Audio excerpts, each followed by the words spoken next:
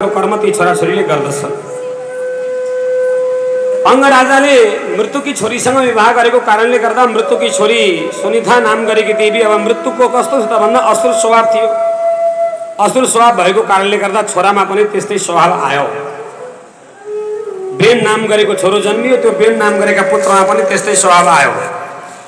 छोराछोरीलाई हामीले के गर्नुपर्छ त भन्दाखेरि लाडयत पञ्चवर्षाणि 10 वर्षाणि ताडयत प्राप्तेतु 16 वर्षे पुत्रम मित्रम बदाचरित। 5 वर्षसम्म चाटेको चाटै गर्नुपर्छ छोराछोरीलाई। 5 वर्ष हुन्जेलसम्म जतिसुकै केही गल्ती गरिहाले घरमा भने पनि रोएको रोइ गरे भने पनि कराएको कराइ गरे भने पनि चकलेट मिठाई मागेको मागे गरे भने पनि केही नफुटाउने कुरो घरमा राखेको छ सजाएर त्यो कुरो महँगो थियो र फुटाइदिए भने पनि 5 वर्षसम्म के गर्नु छोराछोरीलाई माया मात्रै गर्नु। अनि 5 वर्ष नागेपछि ती छोराछोरीलाई के गर्नु त 5 वर्ष नागो है 6 वर्ष लाग्यो भनिसकेपछि ताडयत हातमा डन्डा लिएर डर देखाउनु। अब चाहिँ मागेको मागे गरौ भने त्यो मागेको मागे गरेको वस्तु हुँदैन दिन्न छैन भन्नु। त्यसैगरी अरु कुनै गम्भीर गल्ती गर्यो भने डन्डा लगाइहाल्नु त्यसलाई। त्यसरी डन्डा लगाइहाल्नु। त्यस्तो प्रकारले 15 वर्षसम्म गर्नु छोराछोरीलाई। अनि 15 वर्ष नागेर जब 16 वर्ष छोराछोरी पुग्छन् नि अनि 16 वर्ष छोराछोरी पुगेपछि चाहिँ के गर्नु पुत्रम मित्रम बदाचरित। यो मेरो छोरो होइन, यो त मेरो मित हो। मितलाई जति सम्मान गरिन्छ त्यो छोरालाई त्यस्तै सम्मान गर्नु बाबुआमाले। छोरीलाई पनि त्यस्तै गर्नु आमाले बाबाले छोरालाई आमाले छोरीले। यो मेरी छोरी होइन किनभने 5 वर्षसम्म माया नै माया चाटेको चाटे। 6 वर्षदेखि लिएर 15 वर्षसम्म डन्डा लाउने अनि 15 वर्ष नागेर 16 वर्ष लागेका दिनदेखि अब किन डन्डा लाएर ठिक ठाउँमा ल्याइसकेको छ उनलाई। डन्डा कस्तो छ तातेको फलाम जस्तो छ। त्यो 6 वर्षदेखि लिएर 16 वर्षसम्मको उमेर जता बङ्गायो उतै बाङ्गिने। अब 16 वर्ष नागयो भनेपछि बोल्दा पनि बस्दा पनि हाँस्दा पनि कुनै पनि क्रम गर्दाखेरि यो मेरो मित हो। मितलाई जस्तो सम्मान गरिन्छ छोरालाई त्यस्तै सम्मान गर्नुपर्दछ। मितलाई जस्तो सम्मान गरिन्छ छोरीलाई त्यस्तै सम्मान गर्नुपर्दछ। सही समयमा शासन गर्न छोराछोरीलाई सकिएन अनि शासन गर्ने समय सकियो 16 वर्ष नाग्यो। अब शासन गर्न खोज्यो भने दुर्घटना हुन्छ गर्नु हुँदैन त्यस्तो। 5 वर्षाणि 10 वर्षाणि ताडयत डन्डाले हान्ने 6 वर्षदेखि लिएर 16 वर्षसम्म। 16 वर्ष नागिसकेपछि मित्रम बदाचरित। यो मेरो मित हो। मित भएको कारणले गर्दा मितलाई र सम्धिलाई एकदम सम्मान गर्नुपर्छ। सम्धिलाई र मितलाई के गर्ने सम्मान मात्रै गर्ने। आज अंगराजाले छोरो मेरो जन्मियो भन्नुभयो। अब मेरो छोरो जन्मिएको छ यसलाई म माया गर्छु भनेर विचार गरेर चाट्नु हो। चाट्दा चाट्दै चाट्दा चाट्दै कति बेरसम्म चाट्ने भन्ने कुरा थाहा भएन राजालाई। कति वर्षसम्म चाट्नु भयो 16 वर्षसम्म पनि चाटेको चाटै गर्नुभयो। 17 वर्ष लागेपछि ठुलो भयो। अब 17 वर्ष लागेपछि के भयो त बेन भन्दाखेरि 17 वर्ष लागेपछि बेन चाहिँ भनेको नमान्नेवाला भयो। किन यसले सुरुमा चाट्दै गर्दाखेरि कतिखेर बिग्रियो भन्ने बाबुले थाहा पाएन। अब दुष्टको सङ्गत गर्नेवाला भयो। दुष्टको सङ्गत गर्नेवाला त भयो। कस्तो भयो त यो गलत चरित्रको भयो त भन्दा गलत चरित्रको त भएन। गलत चरित्र त अपनाएन यसले। तर के भयो भने बाबुको धार्मिक अनुशासनलाई नमान्नेवाला भयो। धार्मिक अधार्मिक र नास्तिकको सम्बन्धमा अस्ति हजुरले चर्चा सुन्नु भएको थियो। हामीले नास्तिक चाहिँ बन्नु हुँदैन।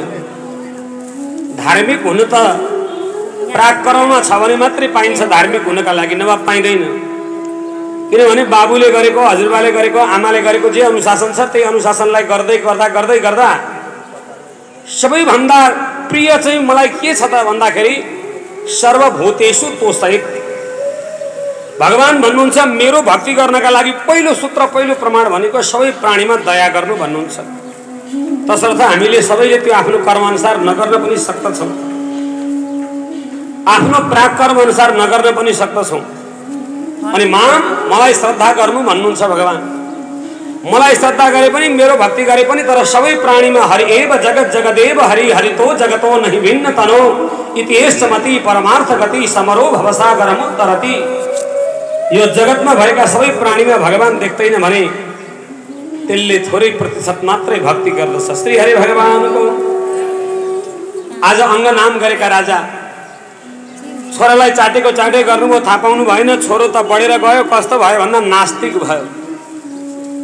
नास्तिक भए पनि यो बिग्रिएको त केही छैन, नास्तिक चाहिँ छ।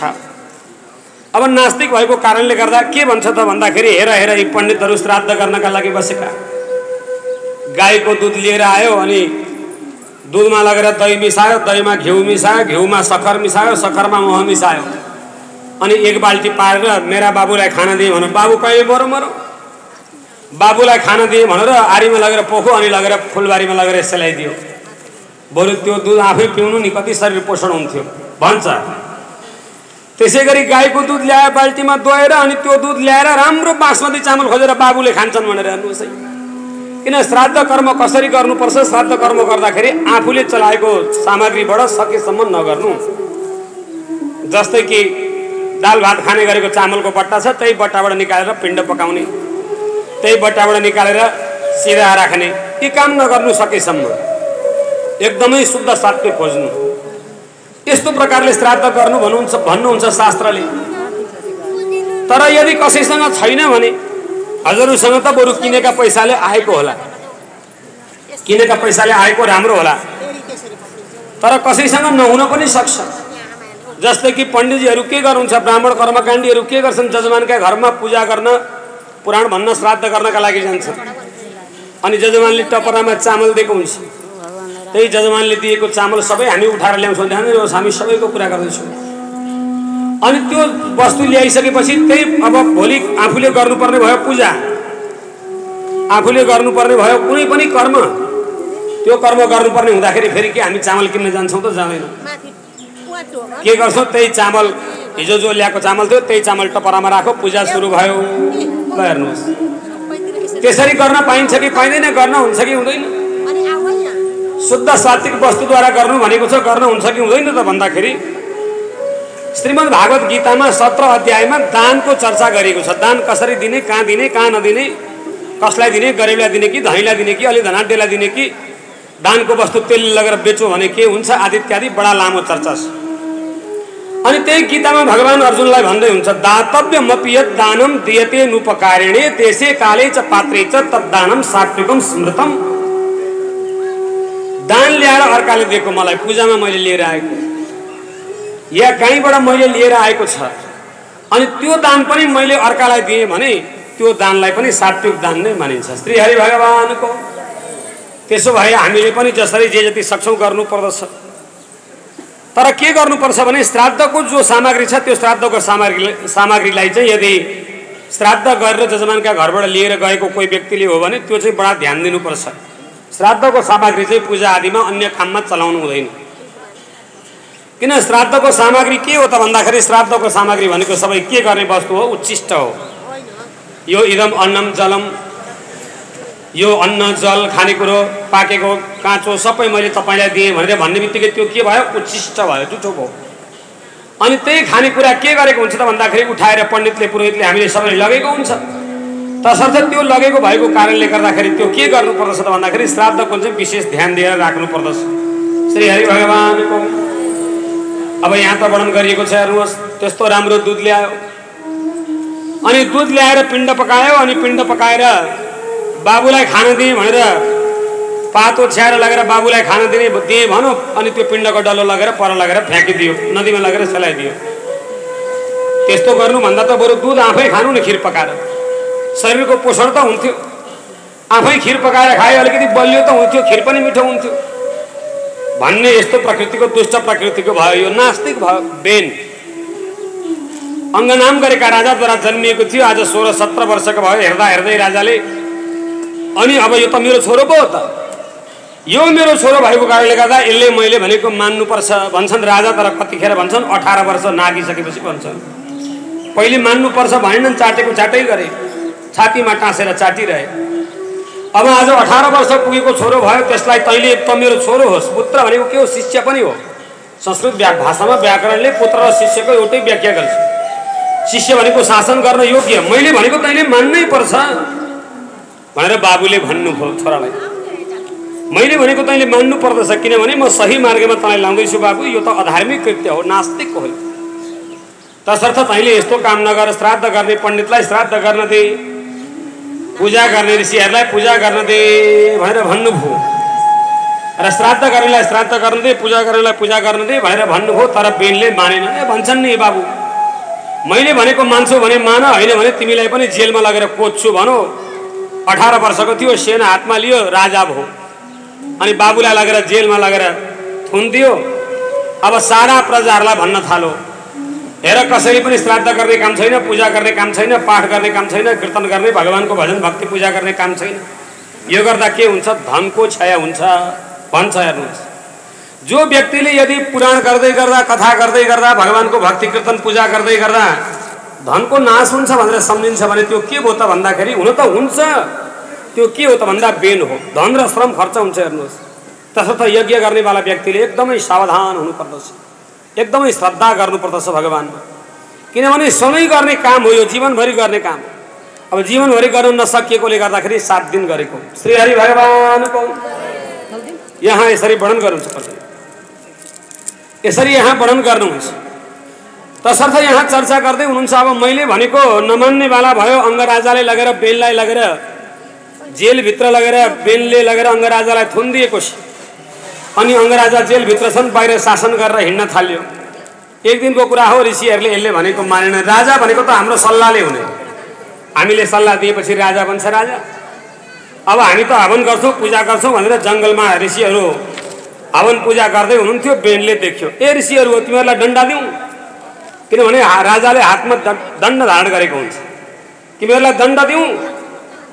यति भन्ने बित्तिकै अनि भन्न थाल्यो, बालिशावतयम् यो अधर्मे धर्मानिनाम यो वृत्तिदं पतिं हित्वा जारं पतिम् उपासते। आफूले वृत्ति दिने राजा भनेको को हो? राजा भनेको त स्वामी हो। राजाले सबैको पालन पोषण गर्दछ। अनि त्यो सबैको पालन पोषण गर्नेवाला राजाले भनेको नमान्ने त्यस्तो धिष्ट प्रजा को हुन्छ?